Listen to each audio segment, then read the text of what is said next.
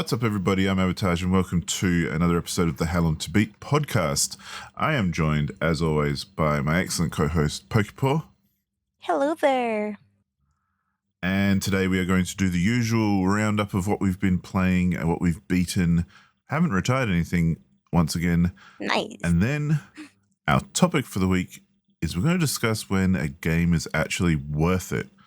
As in, is it the price that determines that, the amount of time you get out of it, how good it is, all these sorts of things. We're going to have a little discussion about that. And then we're going to finish it up with another round of our guessing game where Paula's going to probably stump me once again, let's be honest. I try to think that maybe this is the day that I'll barrel ahead, but I never remember anything. I think you'll get it this time. You have a real chance here. We shall see. But why don't you kick us off, Paula, with the game you have beaten this week and tell us all about it. Well, so after weeks of playing, I finally beaten Nornine Barkamos for the Nintendo Switch. As I Nice. stated earlier, this is actually a replay because I played this game like many years ago when it was available on the Vita. Back then, the main problem with the game was the localization, mainly because if you play it now, well, it hasn't aged well because they actually used like a lot of pop culture stuff, a lot of memes from that time, so it doesn't hit well with the kids now. So yeah, I think last week I was somewhere on the last route of the game or the last character route of the game, and I actually finished that, as you can see. Not only that, not only I finished Natsukiko's route, which it is still like my favorite route, mainly because of how, first of all, how the relationship like progress with Mikoto, the protagonist for this route, but also because it not only tackles like the characters per se and their backgrounds and backstories, but it also tackles like the world around them, and it gives like those final pieces of the puzzle finally fall into place, and you get like a very satisfying ending with a cute little bow on top of it. Awesome. So again, like this is my favorite. Sorry, this is my favorite route, everyone. But anyway, I also went and did an ending hunting extravaganza, and that meant I pretty much got every bad and tragic luck ending and normal ending available in the game. Mainly because I was hunting for CGs and other stuff. And then I went and finished. After finishing all the endings, I went into the Nornine's store. Pretty much bought everything. I think I had to farm some points, like 200 points that I needed. But besides that, I was able like to pretty much buy everything in the store. So I pretty much played like all the uh, short stories. Wait, last time I was finishing like the short stories. I'm an idiot. Well, I finished all the short stories. That's what matters. So I had every single bad ending, tragic ending, whatever. And then I went and did the epilogue of the game. Where do you remember when I started playing this that I said that you started playing as Sorata? Yeah. And not like one of the girls? Well, you go back to his point of view and see like what the hell he was doing while everyone was either having fun or bickering with each other. And it turns out that it was kind of fun because like Sorata obviously wasn't like from this time per se. Yeah. And Masamune, who was like the leader of the crew pretty much, and the one that was like in contact with the scientists and the world and everything like that, uh, was trying pretty hard to keep him in the dark about things, so he wouldn't like know the truth or what he was doing here. or how this is not really the era he thinks he's in, and stuff like that. Cool. And you also get like an explanation of some things that happen in other routes, or like why some characters have their powers they have, or how, for example, Sakuya, who has the power to see the future, uh, got kind of like this vision of where Mikoto was in his route when he got kidnapped, and she was in the basement. There's like an extra character that was causing all that, like the character that is known as the world and the character that gave them their powers in the first place. So they pretty much like decided to give a helping hand over there. Nice. Um, so yeah, like I feel like the epilogue route, even though it explained a lot of things, the way it ended felt weird. Like it was like way too open ended, and also there was a character that was causing chaos, and they pretty much gave up. And it was like, where is the fight? I just decided to stop. They pretty much just decided to stop. Though it was kind of interesting because they pretty much like wanted to die, and they were since they weren't like quite human, they were only uh killable or destroyable by a couple of things. Um, and the character that was able to end their life decided not to, because it was like, well, you want to die to just to pretty much escape things. It sucks to be you. You're gonna have to roam around here a little bit longer. So yeah. Nice. And with that, that was like the very last ending. That was like the truth ending. That's how it is called in game. Mm. I completed nine bar commons, and that's pretty much it. As I said, this is a character story more than a story. The lore kind of like makes sense, but if you put everything together, it's kind of like a hot mess. In the meantime, like I find the characters to be like very uh, well made in a way.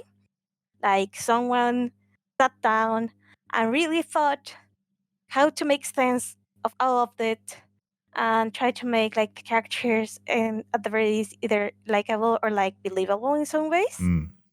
And they pretty much like acted pretty consistent from beginning to end on how they were initially like conceived. And some of them like get excellent character development uh, in varying degrees of success, or like varying degrees of fixability. I don't know in some of the routes, but you get some really fun interactions over there. Oh yeah, and the interactions. Holy crap! We have uh, the nine aspers, or like sorry, the all the characters on the chip that were I think 11 plus Sorata, Mm. plus a bunch of other characters that are relevant to the story, and the interactions between them are pretty funny. Like, you have the couple of idiots that cannot enter the kitchen. They are eternally banned because one of them puts sugar on everything, and the other one wants to make everything healthy at the cost of its flavor. So each time they try to step into the kitchen, they're pretty much like, "No, get out of here." It was very fun because uh, so one of the characters that does not cannot cook to save their lives is Heishi, the one that is able like to read, not quote unquote read minds, but to feel people's emotions Yep. and send like telepathic messages. And it was kind of funny because uh, they were looking for something in the kitchen, and then they got distracted with something else, like Heishi and Nanami, which was like the heroine on that route, and pretty much they're like pals in pretty much every route. Uh, so they got distracted with other things and never cleaned the kitchen. So at some point they were talking about something, And she kind of paused and said, "Wow, someone is really mad around here." And they were like, "Oh, maybe it is Mikoto because the Itsuki, the one that was kind of a playboy, was flirting with her again, and she got tired of him and pretty much like kicked him or something." And they were like, "Oh, but maybe Senri made Kakeru mad again because Kakeru was kind of like somewhere between taking care of Senri and teasing him." But Senri has like a very sharp tongue when he wants and pisses off everyone. If I mean, he's able to pretty much piss off anyone he wants, but Cool. that's besides the point.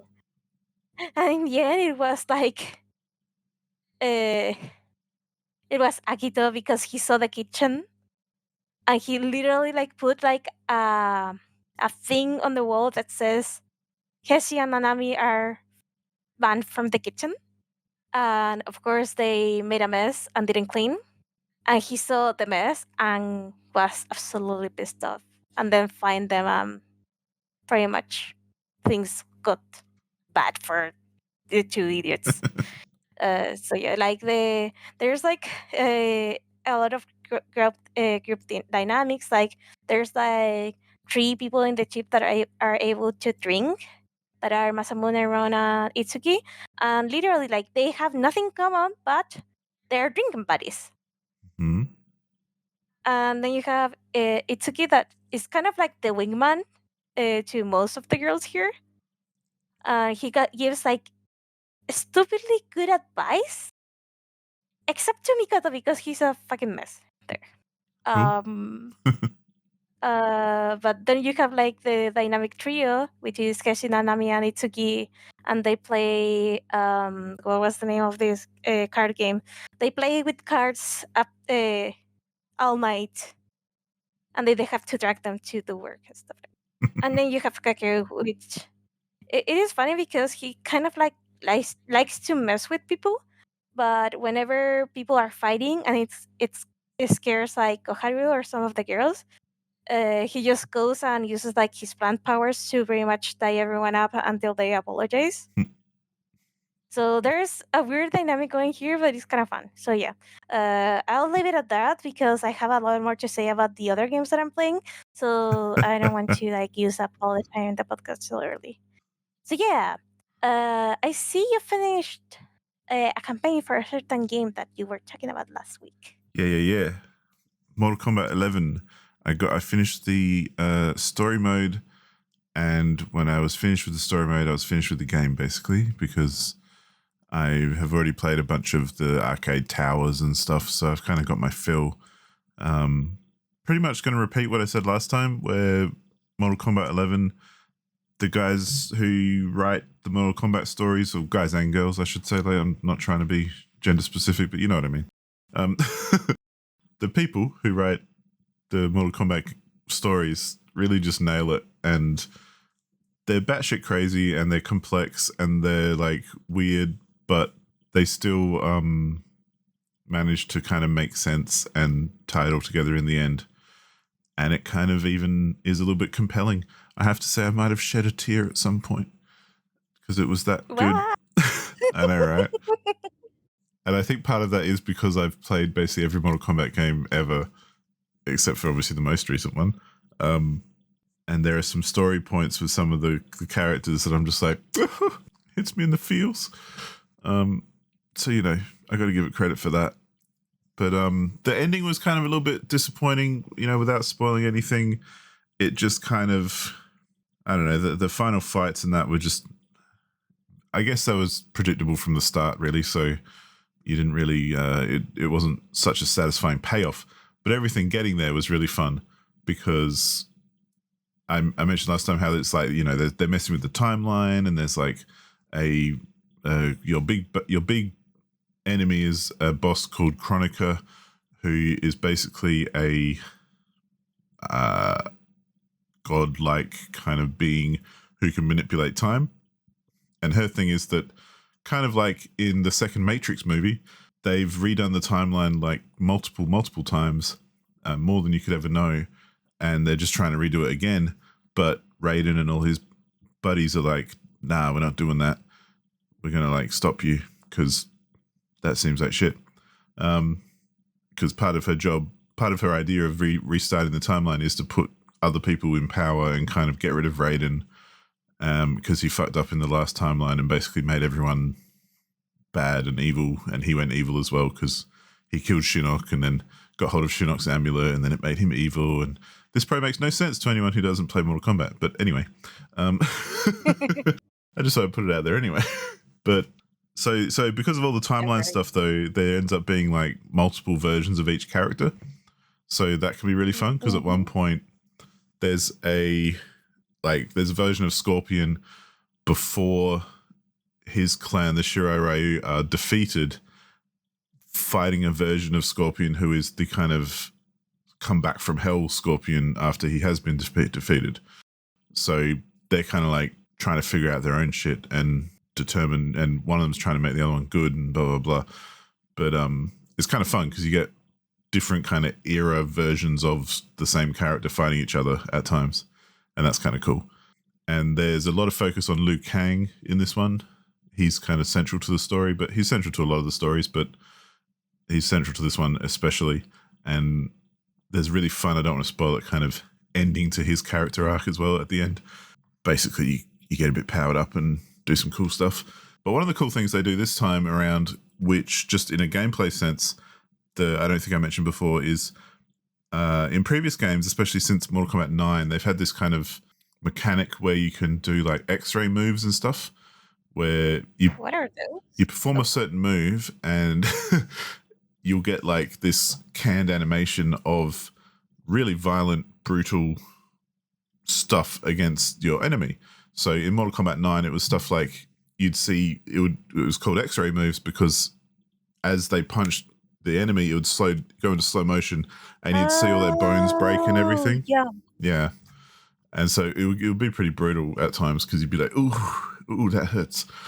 They kind of up the ante on this one with, I think they're called, I can't remember exactly what they're called, but they're like when you get you build up a meter and then you can execute, I think it's called like just something simple like a finish move or a power move or something like that. But it's even more brutal than the X-ray stuff because for Kitana, let's say, as an example, because that's one I can remember, she's got like her fans, and they kind of, when the fans are closed, they're like blades, they're like daggers. So her move is when it's canned, she like throws them at someone and they stab them in the eyes and blood comes out the back of their head everywhere. And then she like jumps and like feet first at them and like hits the daggers that are in their eyes with her feet, pushes them further in so that more blood comes out. And then she like pulls them out and like stabs them in the side of the head or something. And, you know, it's super, super gory and over the top, but lots of fun. And like Liu Kang's one is where he like summons this fiery dragon who kind of eats his opponent. Yeah. And, you know, like 2 seconds later, they're back up and fighting you. So, you know, they're not dead. They'll literally get stabbed in the head or body and, you know, basically killed, or anything that would kill a normal person, but then they come back to the fight. And instead now... like they take their sprite out of their body or something like that. Yeah, exactly. But instead now the X-ray moves are kind of mixed into just regular combat. So if you do a good combo and then hit them with like a strong kind of attack, it'll just throw in an X-ray move. Like it'll give you like an X-ray view of the attack so that you can see their bones breaking kind of mid-fight. It's not like a special move anymore. It's just kind of a move. So one of the most powerful moves in Mortal Kombat, as everyone would know, is the uppercut, where you just kind of hold down and hit a high punch. And you do this massive uppercut and it does a lot of damage if you manage to connect it.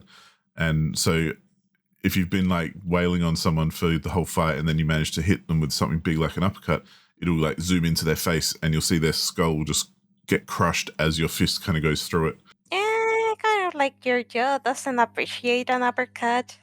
Yeah, it's cool. I mean, it's not realistic at all, but this is Mortal Kombat we're talking about, you know? We're not trying to be realistic here. We're trying to be like, whoa, that was cool. And it manages to kind of deliver on that, which is which is nice. So yeah, finished the story for that. It ended up taking quite a while, actually, I think. So yeah, I played for about 14 hours all up, which wasn't all story, I have to say. I did walk around the crypt a lot, and I did do a bunch of towers, which are kind of series of fights that is like the arcade mode for Mortal Kombat. So story was probably about 6 hours, I want to say, of all that, which is fairly decent for a fighting game, I have to admit. And again, yeah, especially after playing Street Fighter, and I don't want to rag on Street Fighter too much because, Street Fighter does other stuff better than Mortal Kombat. For a single player experience, like for someone like me with the story and that, Mortal Kombat is definitely the winner in that matchup. So, yeah. I'm glad to finish it though, because now I've freed up 110 gig on my hard drive, so that's always good.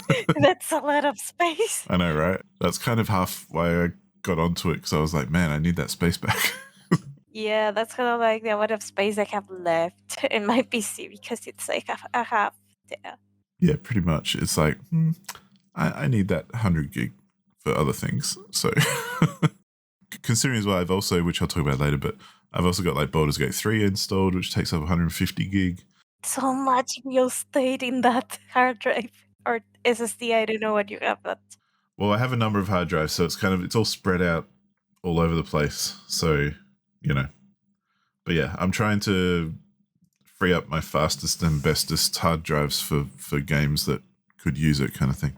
But anyway, that's a story for another day, maybe, although probably too boring. Yeah, Mortal Kombat 11. I still have the same gripes that I had last week where you don't get all the characters unlocked. You have to buy DLC, which I think is absolute garbage. But fighting games are kind of not very good at not trying to, get all their little money out of you, because they always do something which is a bit dodgy financially. But yeah, I'm not going to pay them any more money than I have to. So yeah. But I'm hoping there'll be a sale one day and I'll get Mortal Kombat 1, which is the most recent one, and be able to play that story as well and see where they go with it, if they do try and reboot it or if they do kind of continue the story. Because the way the story ended was kind of, even if they did reboot it, they could kind of say it's continuing anyway, because it's like this whole time thing. So when you defeat the big Time Lord, you can kind of do anything after that and make it legit, I guess. So I guess. You can just say, oh, well, it was the timeline. We changed it. Yeah. So yeah, Mortal Kombat 11, good story. Like, fantastic story. Like I say, it got really emotional and I was very surprised about that. So Wasn't expecting emotions from a Mortal Kombat game. no. Like, I will be surprised. I know, right? It's weird. But enough of that. What have you been playing, Paula? Tell us the stories. Actually, I've been playing a bunch of stuff. Well, I've been playing a little bit more of Let's Go. Yeah. So what do we have here? Let me check my notes real quick because I don't remember like when I finished. Okay.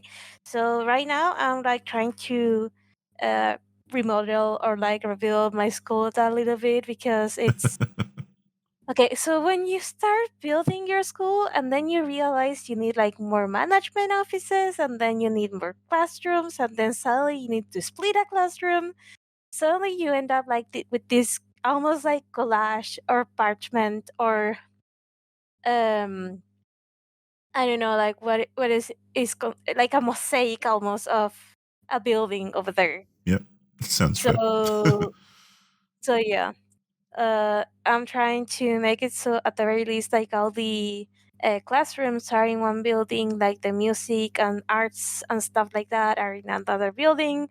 The science labs are in another building, etc. Like at the very least, like organized things, such as like each class has at the very least they don't have to walk like half the fucking school, or like try like walk from like the fourth level of the old building to the like seventh level of like newer building just to take the one class with a lab. So yeah, I'm trying like to sort this out. Like, first of all, because obviously like students take time like going from one place to the next, and you kind of like want to spread them out like in the campus because Otherwise, it gets like a little bit messy and overcrowded. Hmm. And whenever you get too many people in one place, and some of them are like the nicest people ever, like are easier to like get mad. You don't want that frog in your face. You know what? You know it. So yeah, I feel like trying to organize things better will at the very least make it so it's easier like to organize things. If there's a fight, it's easier to send a teacher there. If they don't have to walk like half the fucking school and 11 floors just to get there. Sounds like a big school. So yeah, yeah. It also it makes it.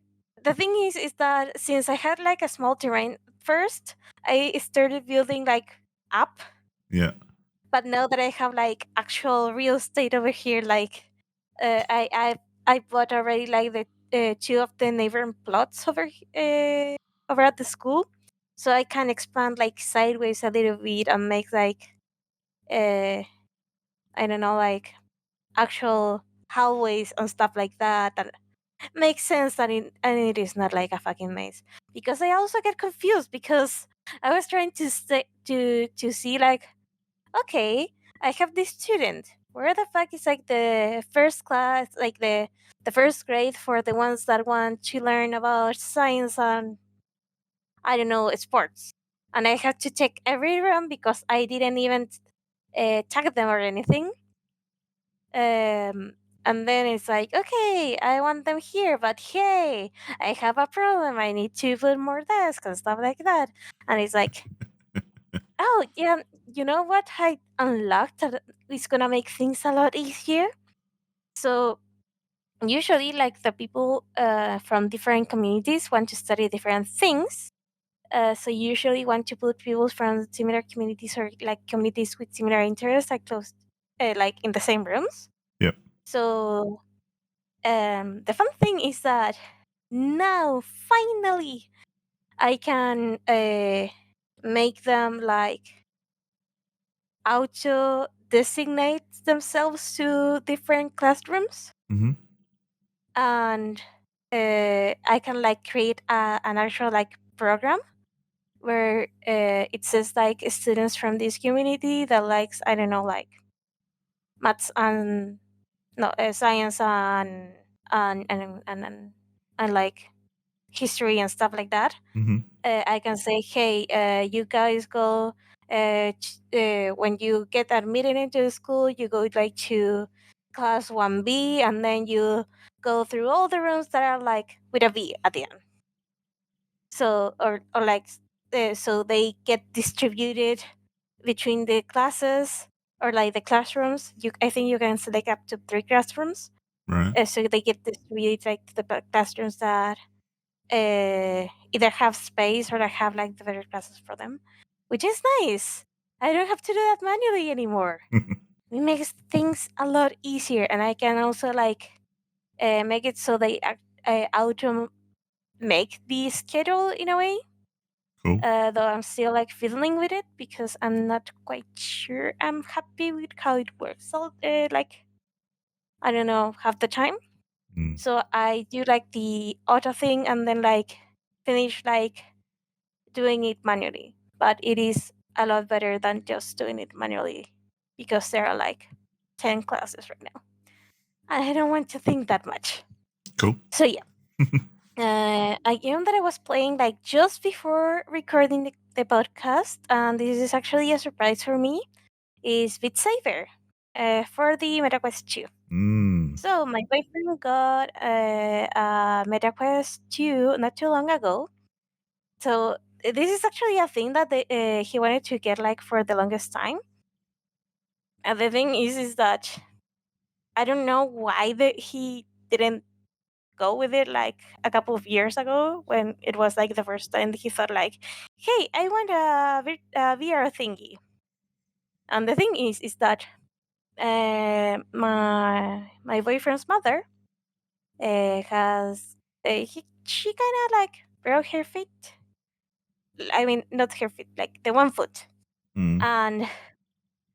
And since she's been like in rehabilitations and stuff, she has to walk on the treadmill. And she thought, hey, it is kind of boring to just walk on the treadmill treadmill and just look at the wall. And I don't know how they got uh, like my boyfriend and his mother, like I don't know how they arrived to the conclusion that they needed a VR headset because there's an app that lets you like walk on a park or something like that. Cool. I kind of like the scenery moves while you walk on the treadmill. And you can like I don't know smell the flowers and shit like that. But That'd be fun though. yeah, it is very. The funny thing is that they haven't like even got that app yet. I think. But anyway, um, but yeah, from all the investigation my boyfriend did, he ended up getting Beat Saber, like on the actual quest, and Skyrim like on Steam, so he could move it like to hell and back because apparently Skyrim VR is shit unless it has like 500 mods on it. Right. And it is not an exaggeration. Like the game is lighter than the pack of mods that he installed. He has like 50 or so gigabytes of just mods. Yep. Sounds right. So yeah, there's a little bit of game on my mods, but whatever. The we're not talking about Skyrim today. We're talking about Beat Saber.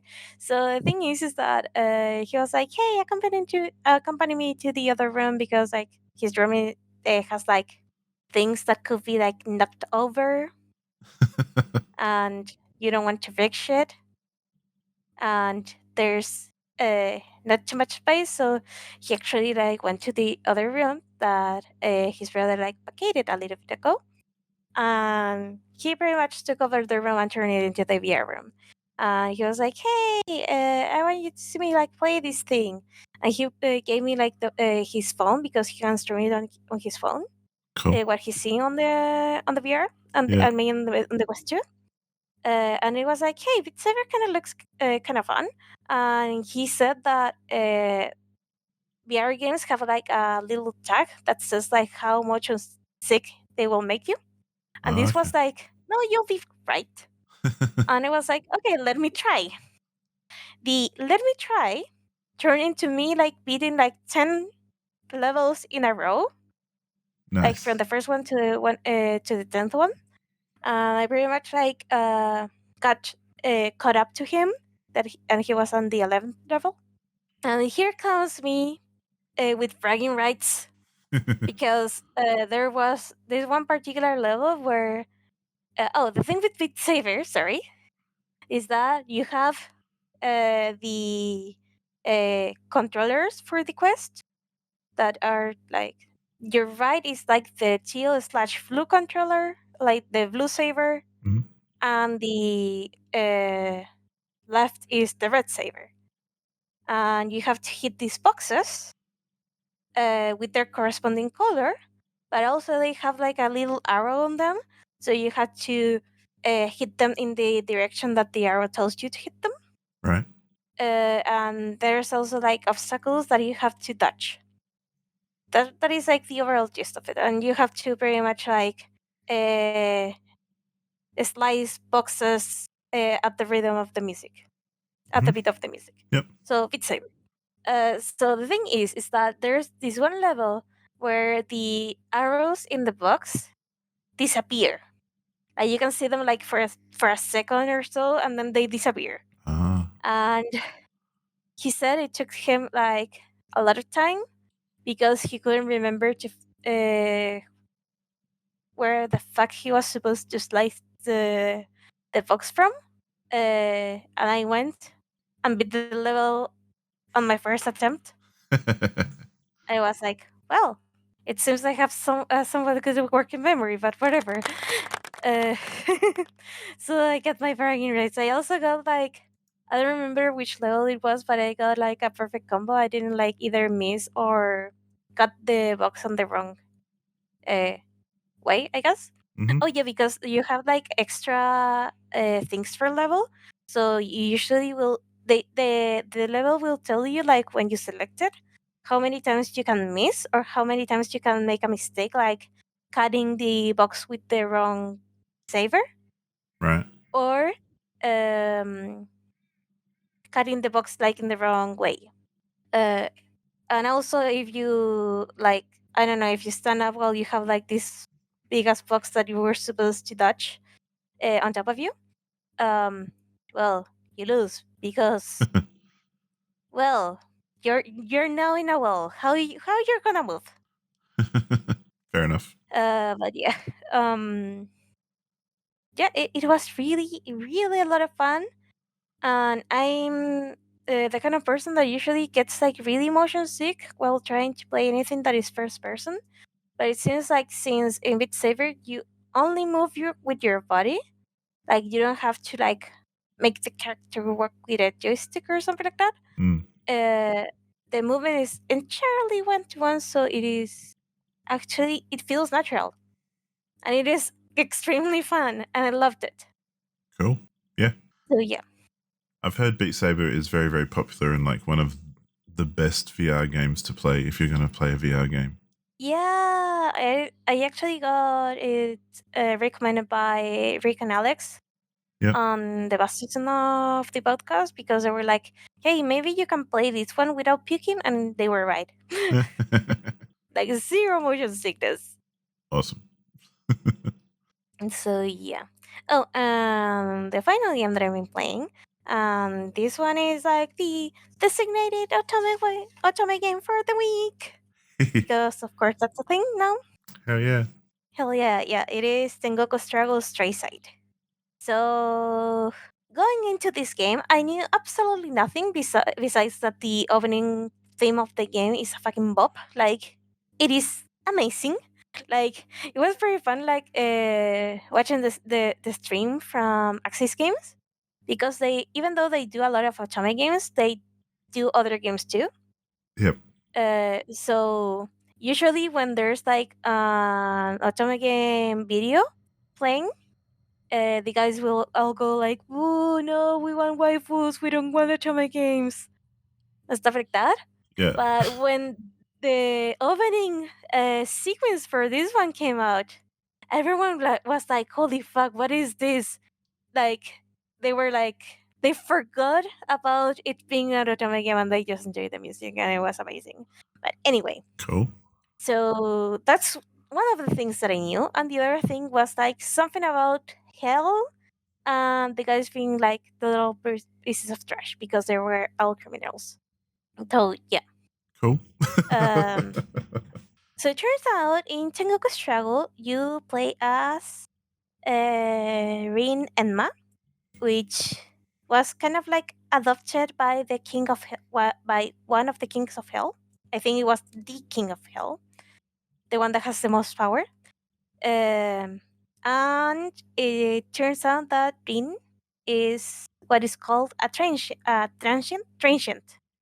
and that means that she doesn't have like any memories from her time in the human realm, like when she was alive, and thus she cannot be judged on hell.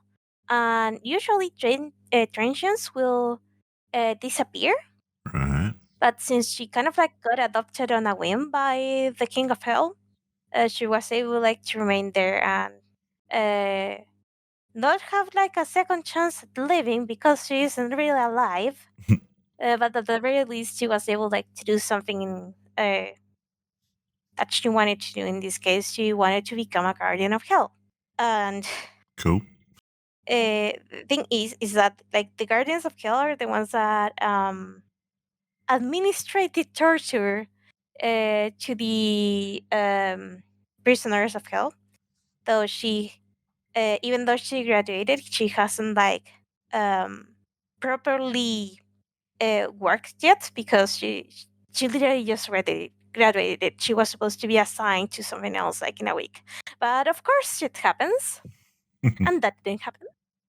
So I'm gonna do like a quick explanation of what the fuck is hell here.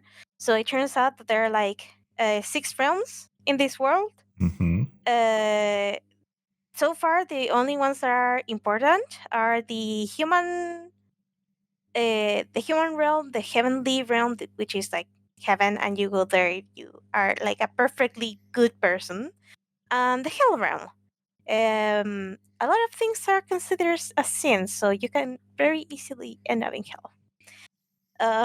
And once humans die, depending on their behavior, they reincarnate in another realm.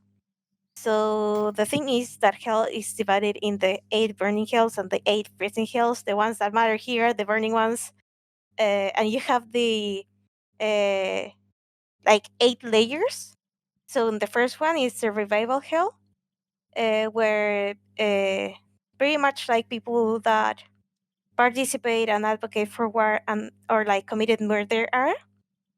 You have the Black Rob Hill, where the thieves go, the Crashing Hill for the promiscuous ones, the Screaming Hill for uh, alcoholic or like alcohol induced sins, and you have the Great Screaming Hill for those who have committed perjury, the Burning Hill for those who deny baptism, and the Great Burning Hill for those who committed violence against the young or the priesthood. And then you have the Eternal Hill, which is those who committed all of the above. So, yeah, it turns out like things happen, and the protagonist, Rin, is called by the king of hell, King Enma. He says like, "Hey, so you remember there was kind of a problem the other day, or like yesterday, and you were not permitted to leave your room? Well, it turns out that someone escaped from hell, and I Nice. have these 4 wonderful criminals that are gonna help you get them." So you have Yona Murakami from the Revival Hell, so he has committed some murder. Sadaku from the Crashing Hill, so some infidelity has been done there. Kikunosuke, and I'm gonna call him Kiku because it is easier to say. He's a thief. And then you have Goemon Ishikawa, which of course is modeled after the Goemon Ishikawa. That is from Eternal Hill, because of course he committed all of the above. Hmm. So yeah, it turns out there has been an escape, and it seems that from time to time, people from heaven decide to save someone from hell, and they lower like a thread, a spider thread. And what usually happens is that people try to climb all at the same time, looking for salvation, and the thread cuts. Hmm. This time, they managed to lower it and save 3 people from hell and help them escape. Cool. So these 4 men plus the protagonist Rin are told to go to the human realm, find these bastards, and investigate what's going on. I'm not really bringing them back because bureaucracy, because of course there's bureaucracy in fucking hell. Um, but at the very least, they need to go to know like who's behind this, what is going on behind the scenes and stuff like that. So they go to the human hell, that to the human realm, sorry. Hmm.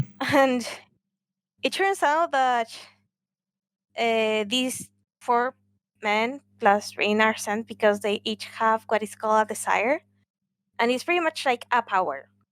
Right. Rain doesn't know what hers is because she has no memories, but the other 4 had a desire that they were either born with or they developed. So, for example, one of them was born with the power to turn into a wolf, because why not? But also like they kind of like get like more stealthy by doing that. So of course it is the thief. Uh, but the guy Yona, which by the way, it seems he was the captain of some ship at some point, or a warship. Mm. He has the power of when he's firing like any kind of weapon that uses bullets, and he runs out of bullets. He pretty much has like auto reload at all times, just because that's his power. He doesn't he doesn't need like the extra bullets. He just creates them with magic. Cool. Um, So yeah, and oh, remember I said it was a stupid bureaucracy, like how hell worked, Mm. because in the old times, each king of hell, like from each layer of hell, will take like 7 days to judge the prisoners because before giving them a sentence. And now they do everything online because the prisoners are like so eager to get their sentence to get it over with. So Cool. it is like, okay, they keep up with the times. Yeah, yeah. I have Modern. nothing to say. So yeah, like the other interesting thing is like as soon as the other superiors like King Emma and Sensei Nono, that is I forgot like his real name, but Rin calls him Nono, so I'm gonna call him Nono. Are out of the picture. These four men are complete trash with Rin, Cool. and they refuse to listen. It turns out like the four of them hate women, and Rin hates men. So I guess we're even. But they managed to find like a middle point or like strike a truce because they have to like catch the criminals, They got and work also to Rin do. has like yeah, they have to catch the criminals if they want to like pretty much be free. So whatever. Um, Interesting. Yeah. yeah. So yeah, shit happens, and after they manage to start working together, uh, they they tag with this character they call Mukun, because that he's from the heavenly realm. And it turns out he was the one who lowered the threat. Why? Mhm. Because long, like 5 years ago, another prisoner, which I forgot the name of, got saved from hell, Mhm. and she manages to pretty much trick people from heaven that know these three people that we need to save are gonna help me spread the word of Buddhism, and they're like perfectly good people, and they repent from their sins, so they deserve a second chance. She pretty much like social engineer a way for the people from hell to get out of there. So that's one mystery. Ouch. Yeah. And the other thing is that they were like kind of like investigating near the Buddhist temple where this chick that tricked everyone in heaven was, and thing went south real quick. So it turns out like the one of the guys that we're looking for is Asaemon Yamada, and it seems that this guy kind of like he was in charge of pretty much trying out blades or like assessing blades of Mm. sorts. Um, but he used them on real, like on living people. Like, okay, let's see how this blade is able to cut through flesh or to cut the head of some people or whatever. And of course, he got to that circle of hell. But anyway, and he happens to have also a desire or a power, and it's called workaholic. And it has to do with this thing where he kind of like slices and dices because he can make and control floating swords, but each disappears after landing like a single hit. That power is pretty broken. He pretty much sliced through two of the guys that are Yuna and Kiku. Like it wasn't even a contest. Like it wasn't even fair. They pretty much had to take the two wounded people after retrieving, after like retreating. Oh yeah, and there's a hell taxi because of course they said like, hey, if we have these two almost corpses and drag them into a taxi, we're gonna cause a commotion. So of course they have like a skeleton driving a hell taxi Nice. because it just makes sense, I guess. You got to get around still. Yeah. Yep. And also they have like a special onsen connected to hell, because what happens in hell is that since you have to kind of like torture the people until they repent, the thing they do is that they kind of like very much torture them to death, revive them, torture them to death again, and each time they revive their soul, it wears them down a little bit. So when the soul of the prisoners get worn down enough, they uh, pretty much are able to get reincarnated into the human realm again. Nice. Like they pretty much destroy their entire being, and then it's like you're free. You can go now. But yeah, so they have this special, pretty much like a health spring. So they pretty much toss the two guys on the spring, let them heal, and and that's it. So yeah, like the rest of what I've been playing is like uh them investigating things in general, and pretty much like the guys that got their ass handed to during that last battle, they're kind of like a couple of idiots and also goofballs. Because like Ring was like, okay, I finished working for the day. She got into the house, and they managed to make a beach on the living room. Like they had like actual sand, a couple of beach chairs, a parasol, and they were like, no, I am retired. I do no longer have the will to even do this mission because it is impossible. They got yelled at by pretty much everyone, and got a pep talk here and there, and they're ready for action. But holy crap, we need a plan because the the guys were trying to like uh, imprison again, or like catch or whatever. They're kind of strong.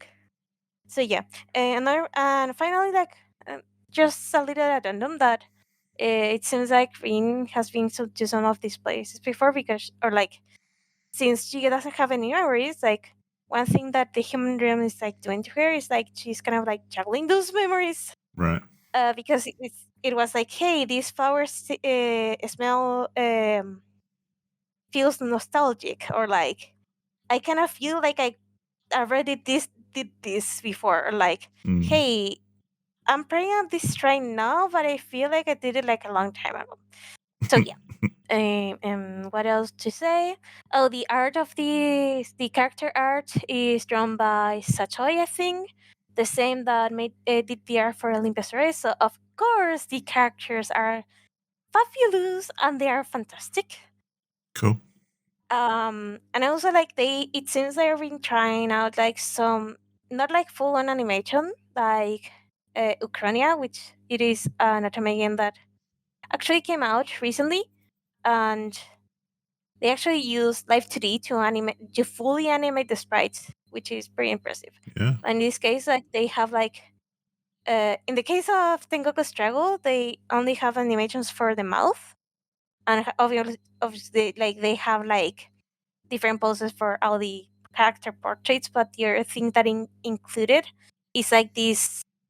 I'm gonna say like not animation lines, but uh, extra animations, icons, kind of thing.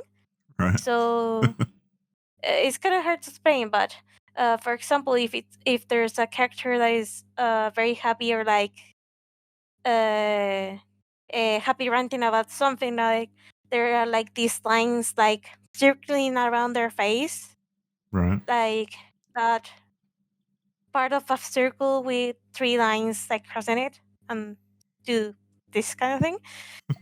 Or like they get like the exclamation mark when there's something that catches their attention. Or what was the other one? Oh, the like sparkles when they get out like sparkly eyes about something.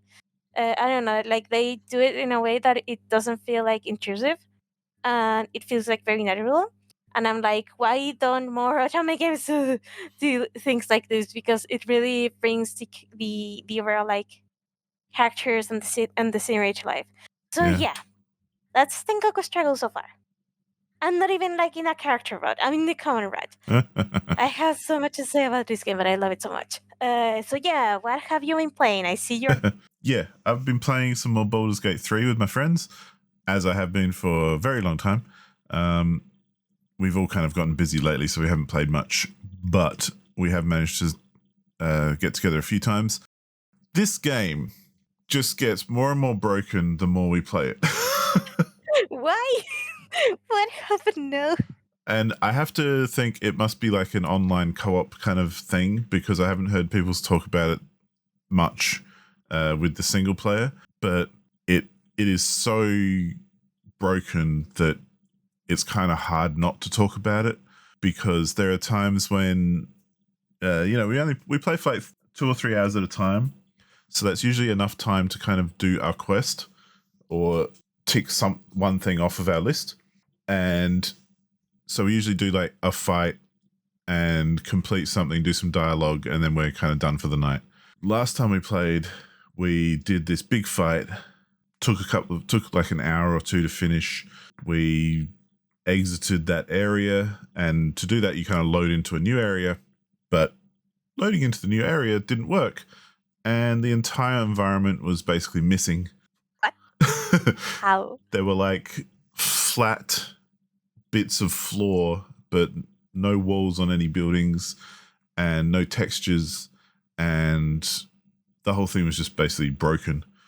So I'm like, okay, it was happening on my end. So I thought, okay, usually the fix is basically just quit, come back in, reload the game.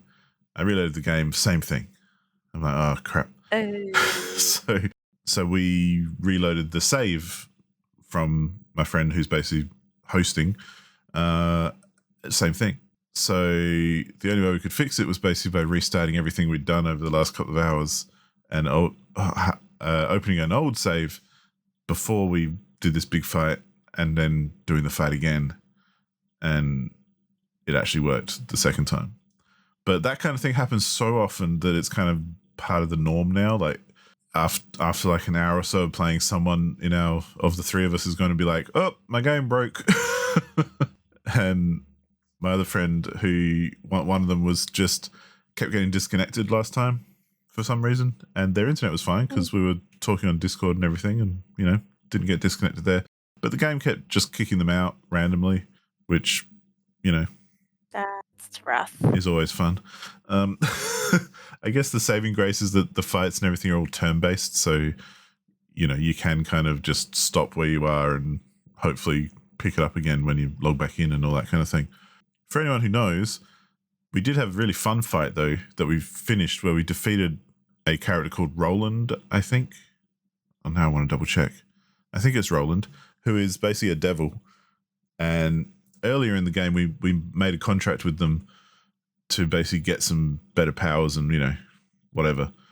As we tend to do in our party, we kind of take anything everyone offers us, we take, but then we just kind of don't, do the other side of it where we have to kind of do something to help them out. So we end up fighting people and killing them instead of fulfilling contracts and things. But it works. Your regular D&D story. Exactly. It's very, very D&D. Where, yeah, like this guy is a devil who gave us a deal, and I forget what we got for it because it was a while ago. But instead of, basically fulfilling his end of the deal, we went into his realm because he's in like a parallel dimension, and found our contract and tore it up so we didn't have to honor it. And then, of course, we had to fight him, and he was a big devil dude along with his mates. And this is where I do like things with Baldur's Gate that they do allow some kind of D&D-ness in the way that we fight this big devil guy, and he's got two allies who are like also big kind of sub-bosses. But one of them we'd met before and we'd actually killed before. So because I have super high charisma, on my character, I managed to convince him to join us and join the fight on our team. Even though it was the roll for it was like I had to hit a 30 on a d20, but I had a plus 14 kind of bonus and I managed to get it. So, convinced him to come fight for us. And that was cool because then he started fighting the other dude and we didn't have to worry about fighting him. So, swings and roundabouts. But it's still a good game. Like the writing is really good, the characters are really good and everything, but boy oh boy, when you're trying to play co-op, it just falls apart so quickly. And especially in the end game, it seems like a lot of games, they kind of put all the effort into the first, 2/3. And then this last third, we're just like, every time we play, something breaks and we have to reload saves and restart the game. And yeah, basically just fuck around heaps to just get it working. Play the dumb again. Yeah. And I don't even pretend to say that it's not hugely complex to make this kind of game and to make it all work together. And there's so much going on. I appreciate how it does all fall apart, but I think it's yet again another example of like a game coming out a little bit too early, and the devs probably could have done with a little bit more time to just kind of polish up some of the other stuff, and especially the co-op kind of features. Yeah, because it's just busted, really. So I don't recommend it unless you're like really keen on just playing with your friends. So you got to kind of forget about the game and just kind of focus on playing with your friends to enjoy the co-op experience. And if you really want to get deep into the weeds of the game, just play it single player. Because it kind of ruins the experience a little when it's, not to mention all the stuff that I've mentioned before about, conversations that you miss and decisions that you miss and all this kind of stuff because someone else could be somewhere else talking to someone and you don't even know about it. But also then just in the late game, buggy as hell and the whole thing kind of falls over. So yeah, that's Baldur's Gate 3. We're still, I think we're like 135 hours in now, which is probably the longest co-op I've played of anything ever, like in a dedicated kind of fashion. We are very much, I think, towards the end. For anyone who knows, I'm not going to spoil anything by saying this, but we've defeated Gortash and we've defeated the dude before that. We just defeated Roland. We've, I think we've got I can't remember her name, but the shapeshifter lady. I think once we kill her, then we're on to like super endgame, like the last thing to do. So yeah. Will it be the last thing? Well, exactly. Who knows? I mean, I could be talking out my ass. I remember way back when thinking that I was almost finished in Act 1, but I was nowhere near finished Act 1. So, so who knows? I mean, you really were finishing Act 1 itself. Yeah. Yeah, I mean, we're max level now. We've all got crazy legendary gear. I'm the one who's carrying around the money, and I've got 42 grand in my pocket, which is like way more than you need for anything. But that's because we have done lots of side quests and we have spent a lot of time doing other stuff than just mainlining the story. So, fair enough, we're a little bit over leveled, but pretty much every fight we face at the moment it's pretty easy. Like the last one when we were fighting the devil dude, you're actually escorting an NPC as well. And the hard part was just keeping them alive as opposed to killing the devil. So, because they kept getting in the way and then dying really quickly, and yeah, we wanted to keep them alive for reasons. Yeah, Baldur's Gate 3 is still good. I honestly, after playing it this long, I never thought it was really Game of the Year, but I just think that it's way less Game of the Year these days. The more I play it, the less I think it's Game of the Year. Even though it was overwhelmingly Game of the Year. So, difference of opinion, but yeah, there you go. I've also been playing a game which is much more polished, but also perhaps less enjoyable in a way, which is Expeditions, a Mudrunner game, which I've spoken about a lot. I have problems with this game. I still enjoy it because as much as I'll probably just complain about it for a little bit, the the gist of this game is still driving full drives and trucks around on weird terrain and trying to kind of, make your way through difficult passages and up mountains and stuff. So, the base gameplay is still enjoyable if you like doing that sort of thing, which apparently I do. I was thinking like, you've been like on a Mudrunner kick lately. Yeah. Is this like the third or fourth game on the Mudrunner series that you play? This Like in is the recent memory? recently. This is only the second one because I played Oh, Mud really? just before this. I finished playing Mudrunner, Yeah. but then like last year or the year before, I played SnowRunner, and well before that, I Yeah, played Spin that's. Tires. And I did replay Spin Okay. Tires once, I think, but not very recently. Whereas Mudrunner is basically the same thing as Spin Tires anyway. So it can get confusing because It is. their whole thing is like confusing. But Expeditions I've been playing for a while now, and I've really gotten into it, as in I've gotten into the swing of the game. I'm far enough in now that I kind of am into the loop. But and it's the biggest frustration at the moment is like fuel management, which is like kind of half the gameplay where depending on what you do, you'll rip through more fuel in your vehicle. And if you obviously run out of fuel, you can't go anywhere. But doing things like putting your car in forward drive or engaging a diff lock or going into different scenarios with different abilities kind of will use your fuel more efficiently or less efficiently. And usually the easier it is, that if you engage things that make it easier for your vehicle to get over rough terrain, it'll use fuel way more quickly than if you leave it in a more difficult kind of state where you probably can't get over the terrain.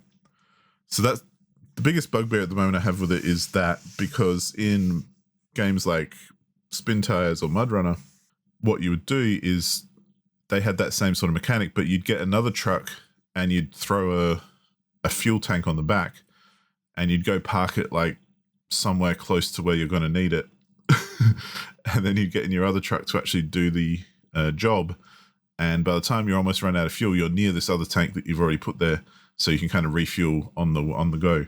Whereas the biggest thing that Expeditions doesn't do is give you lots of trucks. They kind of stick you with one at a time, and you've just got to deal with it. And getting new trucks is even really difficult. Like I've recently bought my first full drive that I could buy in the game, and it's basically a better scout vehicle, so it can't really do anything. It can get around, but it can't carry a lot because it's just a little forward drive instead of a big truck. So you can't carry heaps of equipment or anything like that.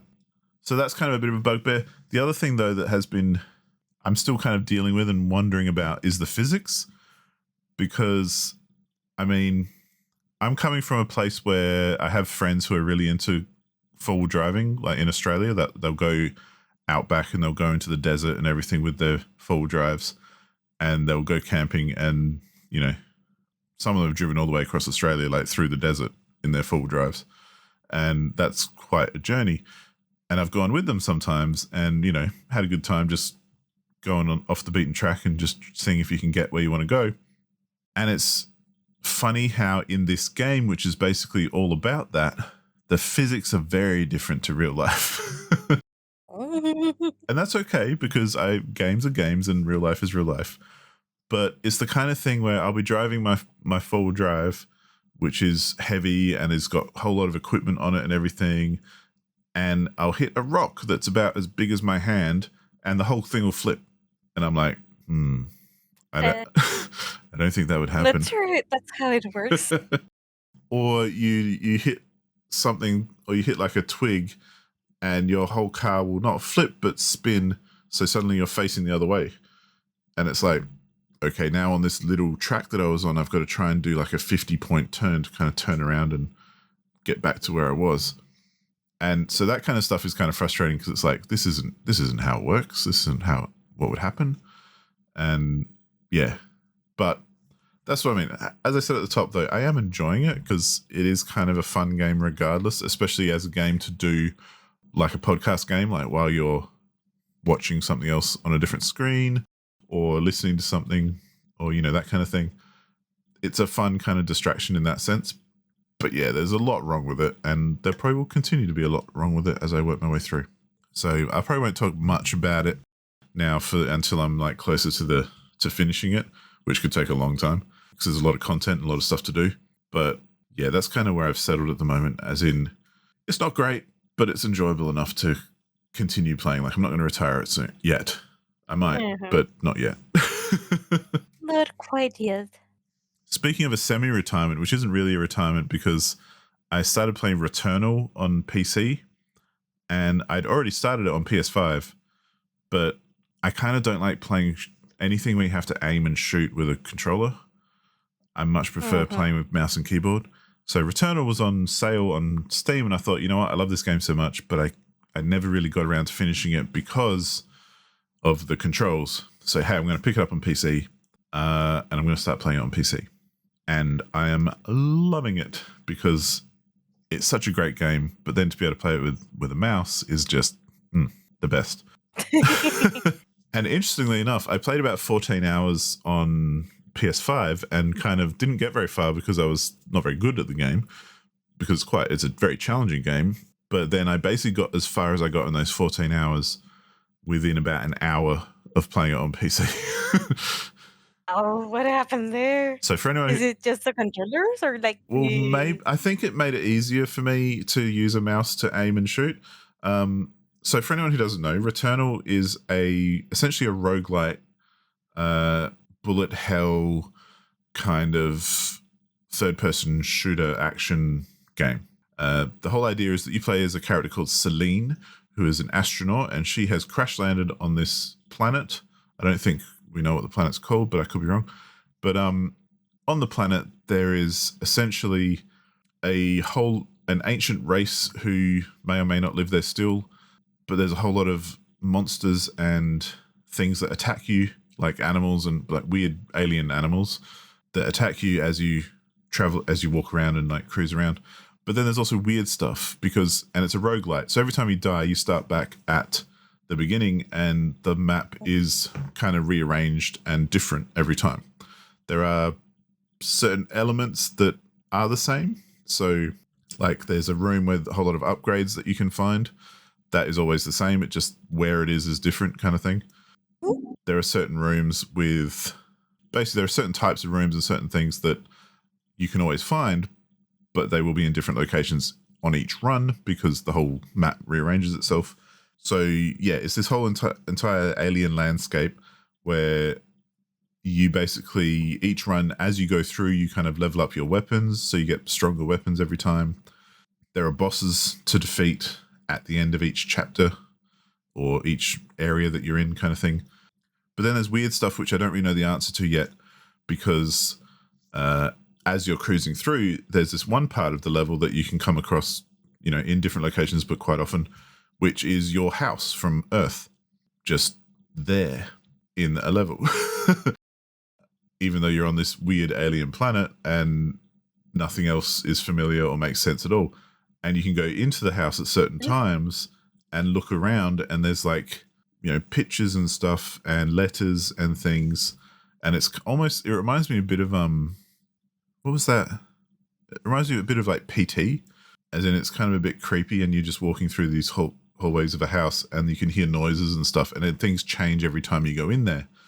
And it's kind of out of sequence too. Like you find photos of yourself from after your current mission, and you find like letters and things talking about things that happen after where you are now, or also before.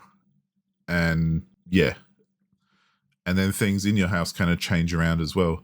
And then there's like this old school astronaut, because you're like wearing all future stuff, but this guy looks like he's from the moon landing, who just appears every now and then on the map, and like he's following you. And yeah, I don't really know what that's all about yet, but it's very strange and creepy and unsettling. Say the least. Yeah. But that's kind of the gist of Returnal, as in you play through it and you keep dying a lot. Like part of the mechanic is dying. Like things change after you die a certain amount of times, because like a good roguelite, you still kind of progress even if you die. So you unlock things and you unlock abilities and all this kind of stuff along the way, which are permanent and will last beyond your single run. But then there's a lot of stuff that don't last beyond the run, and you have to kind of work your way back up every time you restart the game. So yeah, it's a lot of fun though. So instead of on PS5, I got to, I think, the second boss after about 14 hours. This time I got past the second boss and into the third even maybe the fourth chapter, I want to say, but no, I think it's the third within, like, I think I've played it for 4 hours already. So, you know, it's going much better on PC, which is a lot of fun. But yeah, great, brilliant game. I'd say if anyone's even remotely interested in it, it's really worth checking out because it's one of those games that is just really well put together. I will say it is a Housemarque game. The developer is a developer called Housemarque who did games such as Resogun and Stardust, I think, was one of their games. They're very good at making hard as nails kind of twin stick shooter, arcadey, bullet hell kind of games. So this one's quite a diversion, as in it's a third person shooter. But I kind of have a bone to pick with Housemarque anyway, because after they released a game called Next Machina and Matterfall, two games actually in 2017, which were both very, very niche arcade shooters with bullet hell kind of mechanics and that sort of stuff, and they didn't sell very well. They wrote this like big public article basically having a whinge about how no one buys their games. And even though they make these incredibly niche kind of products that are not, mass marketable at all and are very good, like they're very good quality, but they're a niche market kind of game. And If you're going for such a niche market, like yeah, it is kind of difficult to sell a lot. and that's where like Housemarque as a company, like they do what they do really well, but they pretty much only do what they do. And what they do is not very popular. Like the bullet hell twin stick shooter genre is not overtaking the games industry. As much as I love it, it's one of my favorite genres. It's not most people's favorite genre. So, and I just kind of, I get a little kind of put out whenever a dev kind of has a complaint about how no one buys their games, because there's so many reasons behind that. It's like, it's like how there's a million game developers in the world who are making games, and I'm sure no one buys most of them. If anyone buys your game, it's probably lucky, and you should be happy. And I get that it's hard doing lots of work for over many, many years and never really getting any reward for it and all that kind of thing, even if you are very good at what you do. But yeah, they just kind of put me out a bit when I read this kind of public statement they made about essentially they were pissed off that no one bought their games. And they even said something like, "We're not making games anymore, screw it, we're quitting the games industry." And then they went and made Returnal and released it. So they obviously decided not to quit the games industry. But yeah, I don't know. The devs are a bit whatever, but the game is really, really good. So yeah, I'm looking forward to finishing off Returnal anyway, one way or the other.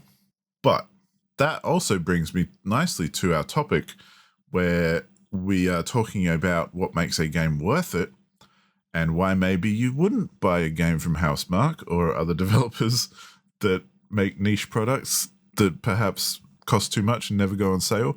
Hint, hint. But yeah, Paula, why don't you weigh in on, what kind of stuff makes a game worth it for you? Like, is it price? Is it time? Is it quality, or all of the above? Or Well then, for me in particular, it comes down to enjoyment. Like, have I enjoyed, like, maybe not every second, like, but most of the game? Or like, do I feel like, even though like the game is short, because there are a lot of people that just wants like as much time out of their game as possible, per each dollar that they spend on it. I do prefer like the more artistic value of the game, or like I do like, even if it is a very short game, as long as I enjoy every second of it, I would pay that price again.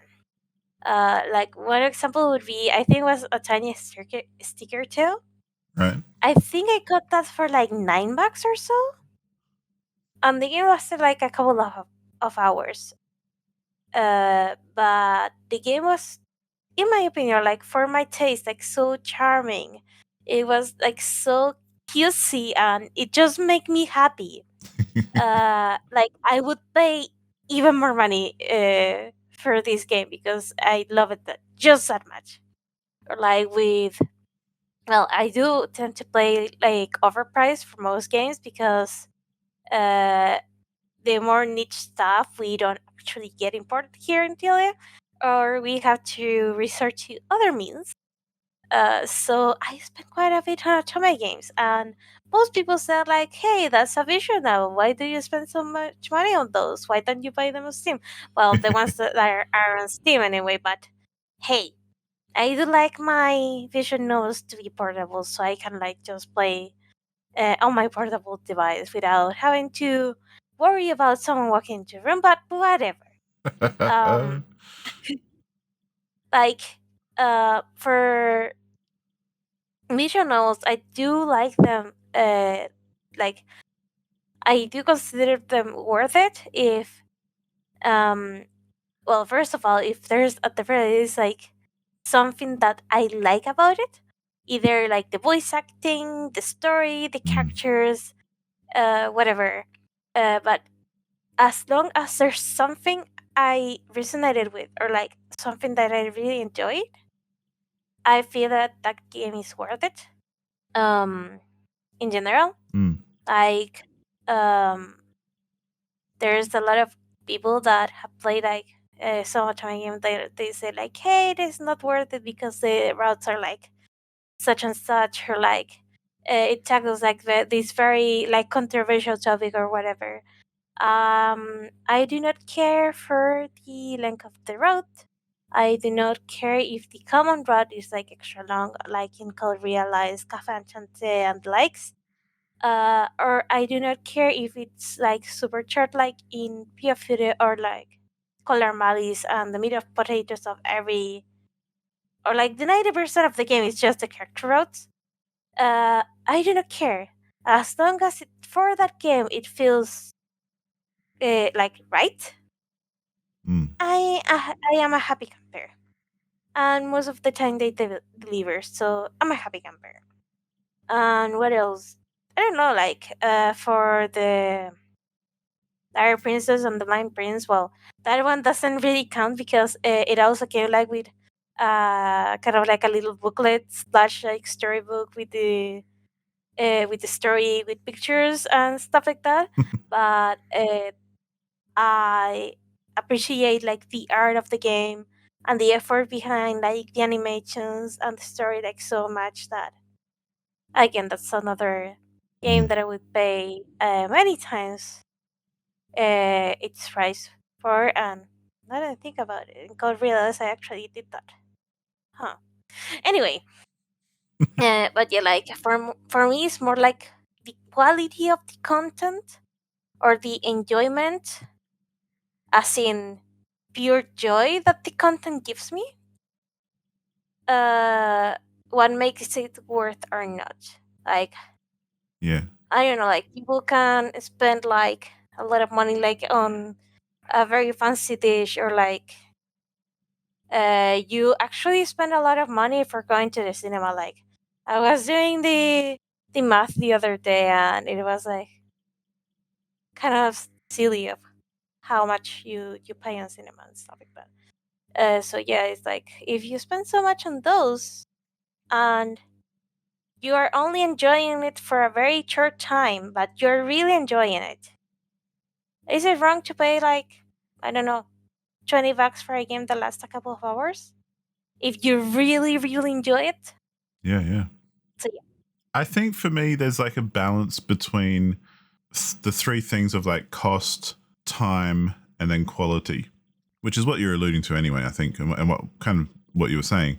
Because yeah, if something's super cheap, I'll accept it being a bit crap. Or if something's super expensive, I want it to be, you know, either high quality and or have a lot of content and a lot of time to spend in it. But having said that, I don't mind paying a lot for a game that I think is really good quality, even if it's a very short time. So, you know, a 2 hour game that's just 100% awesome and, you know, has really good writing, really good present, whatever. Just, I love the whole thing. And I'm like, wow, this is an amazing game. If I ended up paying a lot of money for that, I actually don't mind. Like if I paid $20, $40, whatever, that's cool with me. Because I feel like I've still gotten my value out of it. Whereas having said that, if I paid, say, Well, speaking Expeditions, the Mudrunner game is a good example. That game I paid about 30 or 40 for, I think, because it wasn't cheap. It's like a full release kind of big title, and there are things wrong with it, so it's not the best quality game ever, but it's balanced out because there's heaps of content, and I enjoy it enough that that enjoyment over that amount of time kind of equals I'm happy to have paid for what I paid, even though the quality component is perhaps not the best. Like, it's there. There's a lot of quality in there, and there's a lot of good stuff about it that I probably haven't talked about. But there's a lot of stuff which is kind of a bit jank, and you're like, this could be better. So it's not perfect by a long shot. But because there's so much content, and because I do enjoy it enough, that's where, to me, then it's worth it again. Whereas I've paid I've been more disappointed when I've paid like $10 for a short game that was just shit. And, I very quickly kind of go, I don't need to play this. What a waste of money. That wasted my time, my money, everything. I'm not interested anymore. And especially like, I guess within that as well, I also refuse to pay full price for most games, as in especially new games that are going to cost the full blockbuster kind of price, because, like I say, new games over here are like usually about $100 or so, or maybe 120, which is, just our regional pricing in Australia. So it's just as reasonable or unreasonable as like 60 or 70 American, whatever. But I never pay that much for a new game. Like, I refuse to pay that much. So that's more than I'm willing to throw down, even on the stuff I'm really excited about or looking forward to. So, there is a limit to how much money I do want to spend on a game. And I think kind of in the same way, like, even if it's going to give me lots and lots of content and lots of time and everything, and probably works out, dollar per hour, fairly reasonable, I kind of want to know for a fact that the quality's there before I spend that much money. And I've played enough games to know that you can't really tell until you have played it for a long time. Like Baldur's Gate's a great one. Yeah, that's a great example on that one. Yeah, it's definitely worth the money because there's so much content there. It is good quality. The writing is great. The voice acting's great. All that kind of stuff. But if I bought it 100% to play co-op, I'd be feeling pretty pissed off right now that I spent that money because it's so broken. Thankfully, I didn't, and my friend bought it for me so that I would play it with them, so I don't really care because I didn't pay for it. So I'm happy to just hang out with my friends and play it. But it is the kind of game where I'd be feeling a bit cheesed off, because if I'd spent like $60 or $80 or however much it was when it came out, and this was my experience that I'm having, even though I've got like 130 hours out of it so far and there's more to come, it's so broken that it's just like, nah, you're taking the piss now. Like, I've bought a car and you're like saying, you've only got 3 wheels, but deal with it. It's to me, it's not really acceptable. But I can accept it because I didn't pay for it. So that's a big difference. I think finding that kind of balance, though, is true, though, and definitely a thing. And I think there's I think there's a surge in the last 10 years, especially, of like short games that are good quality, especially with more indies being able to distribute stuff online and all that kind of thing. So you get more small studios making really good stuff that's really good quality. And there's always that thing of like, well, where do they price it? Because I know a lot of people don't want to spend like $40 on a 2-hour game, or something like that, no matter how good it is. Yeah.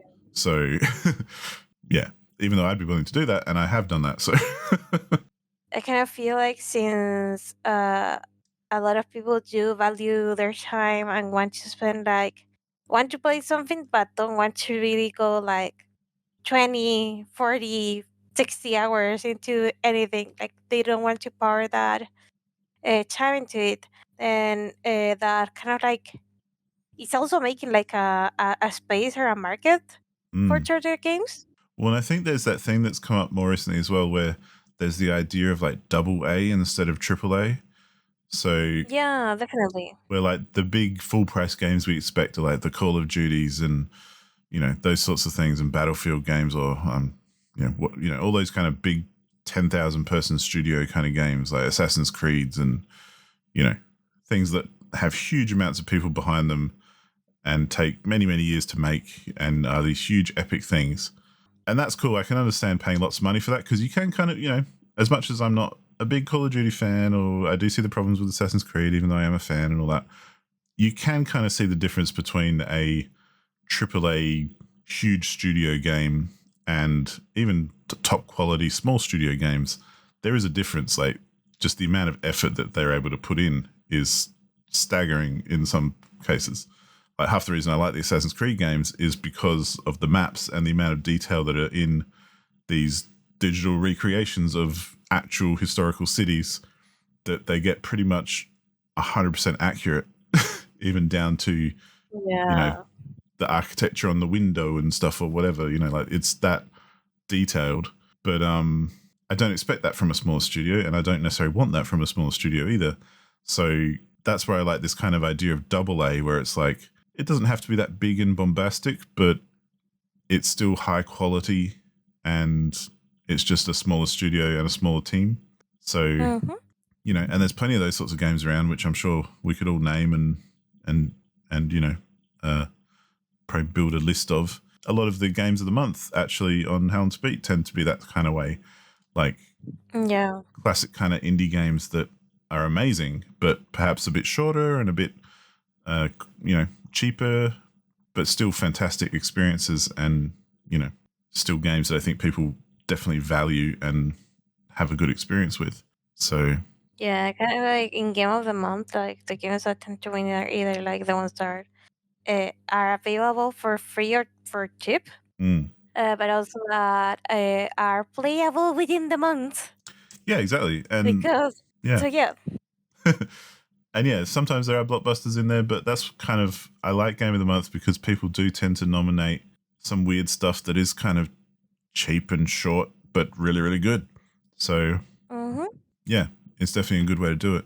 But just on the flip side as well, though, what is there any like one thing or a couple of things that make something immediately not worth it for you? ooh, it depends. Because holy crap, Persona 5 wasn't worth. Sorry. I'll take each chance I get to trash on Persona. Okay, not trash on Persona 5. Like, I come to terms with that people do like it, even though I don't. But one of the things that kind of like grinds my gears about it is that um mainly because like the writing, especially like on some confidence or social links, were made by different people. Mm, So the quality of those social links is kind of like not the same for everyone. Like, not only like the game has a favorite child, like writer has a favorite child, but anyway, right. um but each writer also, like, they kind of like didn't, I'm not gonna say they didn't talk to each other, because who knows, but it feels in a way that they didn't like quite communicate like what they were trying to do with like with the group of confidence. So yeah, like there's things like that in Persona 5 that kind of like grind my gears, because like, hey, this could have been like so amazing, but because we have like too many cooks in the kitchen sometimes, especially in the writing, things didn't kind of like turn out so well.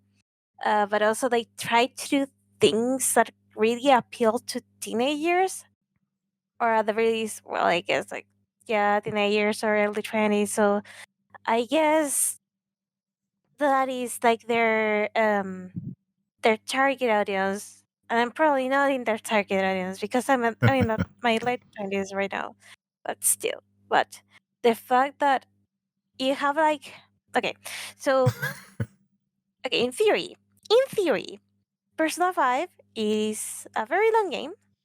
It cost, when I got it, $60, more or less, give Mm-hmm. or take. Um, and it has like a very good sense of style. The UI is pretty nice, uh, but the way they dropped the ball with, uh, I guess, the written part of the content, or how they make sense of things, is the part that I feel like wasn't really worth it for me. plus how they manage like difficulty and balance stuff. I mean, it was still worth it enough for me to play through the whole fucking thing. But for example, if you're gonna do like the second version in this case, which is Royale, um, that's a good example that I could give. So, um, you know how Persona 3 kind of like got Persona 3 Reload recently? Yeah. Okay, so if it wasn't in Game Pass, I would say like it's not worth it for me to buy, mainly because of how it leaves like a huge chunk of content. So I think it's gonna get the answer, like the that extra campaign as DLC. Mm-hmm. I think. But for example, for the Persona 3 Reload, right now it's kind of like a remake of the original Persona 3 with extra scenes and bells and whistles and quality of life improvements and stuff like that. Mm-hmm. But since they didn't include the answer like in the main package, a lot of people said, "Hey, this isn't worth it. Why would I play this version of the game if I have like more story and more interesting things here?" Yep. And I say, you know why I think it's not worth it? Because Persona 3 Portable exists. Right. You have an entire, like, it's kind of like the same campaign but with differences because you have Kotone, which is the female protagonist. And the way it works on Persona 3 Portable is that depending on which protagonist deck you choose, first of all, you have like different like social link. I'm gonna say like romance options, but also if I remember correctly, blah, blah, blah. There's also like a very big difference on some dialogue, both on the social links and both in the main story. Because again, you're playing as a female character and not as a male character. And the way they did this is that both of them seem to give off a different vibe. So even like the character dialogue towards them is kind of different. Mm. So uh yeah, just something like that made Persona 3 Portable like so much more worth it than Reload, even if Reload does is the superior version in some other aspects. So uh in that regards, if you're doing a remake of your game and if you're not including like the if you're not including like the content that was either in the base, re-release, port, whatever, Mm. it feels like it is not a complete package. And especially if you're gonna make the already existing content like a DLC or a separate thing, it kind of feels that it's not worth it to me. So yeah, like okay, so when you have that kind of thing, or like when you release games like in an unfinished state, or like that you need the DLC to really enjoy the game, that's when I say it's not worth it. Like I Yeah. would even say like some free to play games are not worth it just because of how predatory it is, and that you really cannot play it and enjoy it without actually like becoming a dolphin in the ecosystem of that game. So yeah, that's the thing where I say it is not worth it when Mm. you're missing content, when uh, there's I mean, when you're missing content, when it's a remake, when you're missing content that, hey, you actually cut out this from the game and put it like on a DLC or on a day one DLC kind of thing, things like that, or like even like predatory practices and free to play, or Mm. even like paid things that have deals, the like monetary thingies. That's when I say like it is not worth it, dude. Yeah. Like, yeah. Sorry if I went like in a very long rant, like, No, you're right. No, I and of course I had to use Persona 5 as yeah. a. Yep. Well, I kind of agree because, like, for me, it's like two things. It's either you're wasting my time, or I feel like you're ripping me off. Like, they're the two things that will Right. kill any game for me. And Yeah. that's where, like, even Mortal Kombat 11, which I just finished, like, I'm glad I picked that up in a bundle somewhere and don't even remember how much I paid for it, because if I knew that I'd paid a decent amount of money for it, I might have been a bit annoyed, because, like I say, there are characters that you have to buy DLC for that should be in the game anyway. And Yeah. there's content like that where it should be in the game, but they've chopped it out and made it DLC. And it's not cheap DLC either. It's not like it's a couple of bucks. It's like, $10 or more or whatever for the DLC. And I'm like, to me, that feels like a ripoff. Definitely. As I said last week, there are characters like, fun characters like the Terminator or Rambo or Freddy Krueger or, characters that are not from Mortal Kombat, but do show up in Mortal Kombat anyway, just as a fun thing. They're DLC, and that's fine. I don't mind that at all. But when it's the core cast who have been in the games before and you've played as before and who are characters that you know and love, they should be in the game, in my view. Definitely. And to speak of free games, like, I don't mind so much free games with microtransactions and things, mostly because I just don't tend to play them, so they don't bother me. Like, I think I tried Genshin Impact for about half an hour, but then it asked me for money and I was like, yeah, I'm done. See you later. Nothing wrong with the game necessarily. It's just, if you want to put me off a game, either show me an ad or ask me for money in the game, I'll pretty much turn it off and never come back. So even free games, though, that's where I think about wasting my time, where I've gotten really angry about free games being shit. And people are like, oh, it's free, you can't complain. I'm like, yeah, but I spent an hour on this thing and it just didn't give me anything that whole hour other than frustration. To me, that's a cost that is not worth it. And maybe I think it becomes more perhaps relevant the older you get, maybe, I don't know, because time means a lot, not more, but it means different things to different people, I think. And that's totally cool. Like, I'm not dissing anyone who does want to spend lots of time doing other things that I don't want to do. That's fine. But I do kind of think, you don't get time back. It is valuable. Yeah. You kind of, once you've spent it, you've spent it. And that's where, sure, we don't have to do amazing things with every minute of every day, but I want to be entertained, at least if I'm trying to be entertained. Or if I'm trying to chill out and play a game, I want to have a little bit of a good time, So if you totally... the minimum amount of fun. Yeah, so if a game kind of is free but just takes the piss and is a complete piece of shit without even trying to do something good, I'm like, you're robbing me of my time here. And that'll kill it really quick for me as well. So, yeah. But otherwise, I think there is a balance to be had on pretty much everything, where any kind of combination of those factors can be kind of worth it. But yeah, it just depends on also what you're into, because I've got friends who love Call of Duty and will buy it as soon as it's released and spend like $150 on the deluxe version, and then they'll play the shit out of it until the next Call of Duty comes. So for them, it's worth it because that's pretty much all they'll play. Whereas for me, I'm like, $120, 4-hour campaign. I don't want to buy that. Even though I like Call of Duty games, but I tend to buy them when they're like 10 years old and you can pick them up for a $5 instead. So, yeah. Listeners, let us know what kills it for you when you play a game, or what really kind of makes you feel satisfied, even if it is kind of a short game or a cheap game, or, what is it that makes or breaks it for you and makes it worth it? Always happy to hear some input. So, yeah, let's round this up before we both fall asleep, because it's early here and it's late there.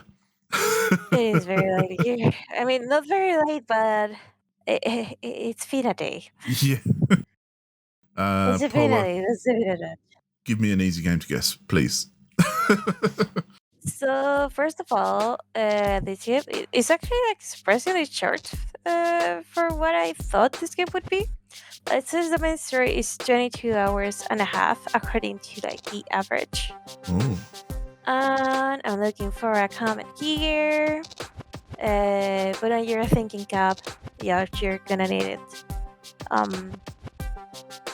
Okay, this person took 15 hours and 10 minutes. Mm-hmm.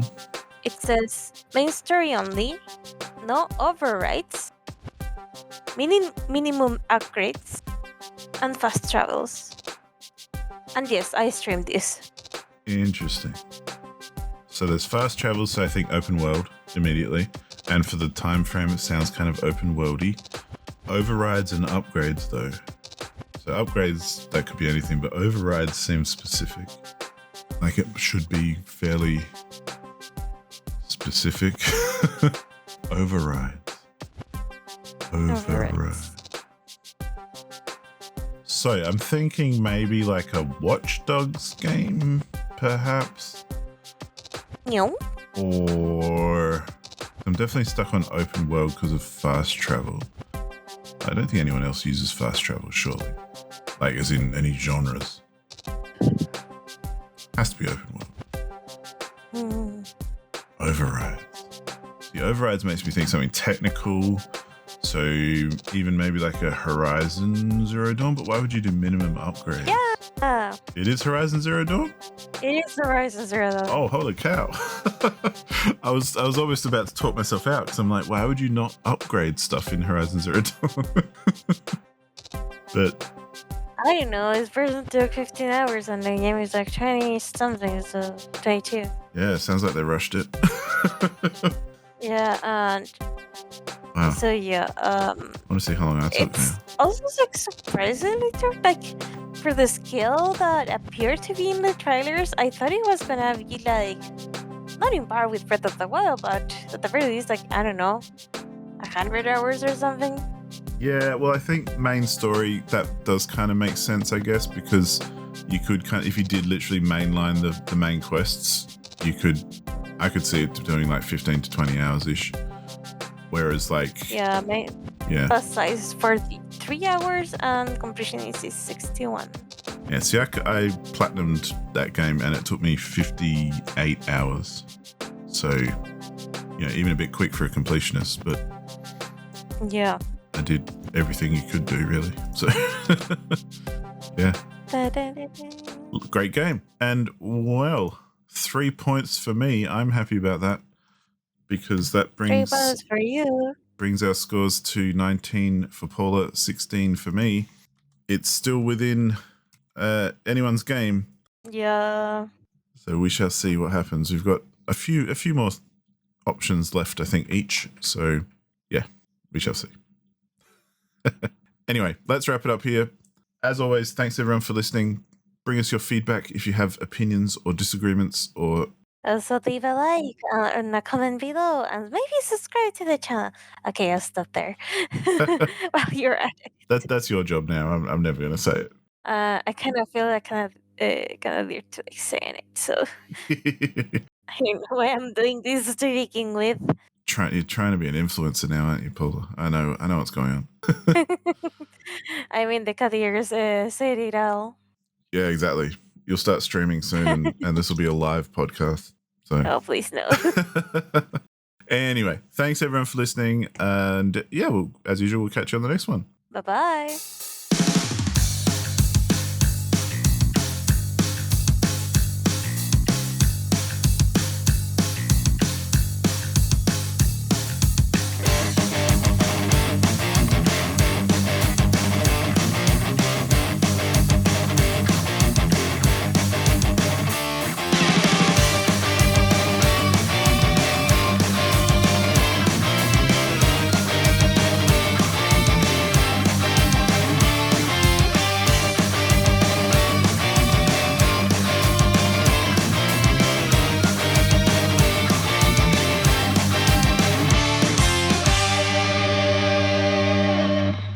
There's a little bit of game on my mods, but whatever.